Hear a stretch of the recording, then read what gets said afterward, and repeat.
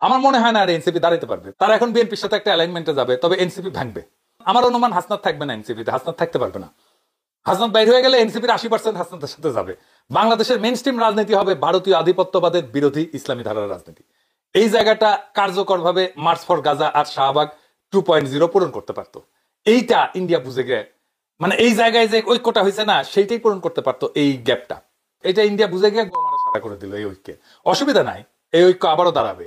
এমন ভাঙা গড়া চলতেই থাকবে কিছুদিন, কিন্তু বাংলাদেশ ইন্ডিয়ার সাথে অ্যালাইন করে চলা কোনো রাজনীতি টিকবে না। সেটা বিএনপির রাজনীতি হলেও সেটা টিকবে না, জামাতের রাজনীতি হলেও টিকবে না। বিএনপি যে রাস্তায় যাচ্ছে তাতে বিএনপি অপ্রাসঙ্গিক হয়ে যাবে বাংলাদেশের রাজনীতিতে। আগামী 20 বছরের মধ্যেই সম্ভবত আমরা আর একটা মুসলিম লীগ দেখতে যাচ্ছি। কি আর করা, আগামী রাজনীতিতে বিএনপিকে সহযোদ্ধা হিসেবে পাইলে ভালো হইতো, কিন্তু বিএনপি সেই দম নাই। আফসোস, বাংলাদেশ আগাবে তার শক্তি নিয়ে আগাবে।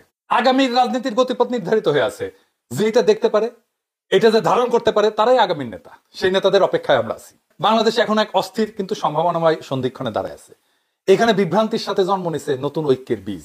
যারা আজ বিভ্রান্ত তারা কাল নির্ভীক হইতে পারে, যারা আজ প্রতারিত তারা কাল প্রবল প্রতিরোধ করতে পারে। এই বিশ্বাস আমাদের ধারণ করতে হবে।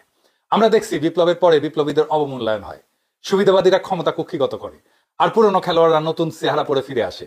কিন্তু ইতিহাসের রথচক্র তাদের থামায় না। জনগণ ঠিকই নতুন রাজপথ খুঁজে নেয়, নতুন নেতার মুখ চিনে নেয়। আজ বাংলাদেশ সেই সন্ধিক্ষণ যেখানে জনগণ ফ্যাসিবাদ নয় আত্মমর্যাদা চায়, তাবেদারি নয় স্বাধিকার চায়, আর ছলনার রাজনীতি নয় নির্বাচন গণতান্ত্রিক বিকল্প চায়।